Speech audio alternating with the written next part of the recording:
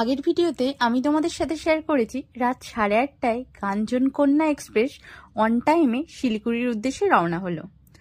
এখন সকালবেলা 8টার সময় আমরা শিলিগুড়ি নামবো। ঘুম ভেঙে গেছে 6টার সময়।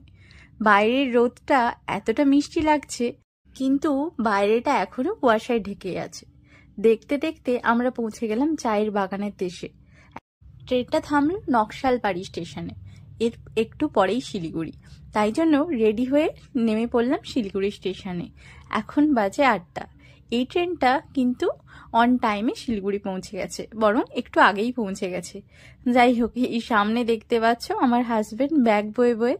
একটা কথা না বললেই নয়, বিয়ে হলে এটা কিন্তু একটা অ্যাডভান্টেজ যে ব্যাগপত্র নেওয়ার টেনশনটা কিন্তু আর থাকে না।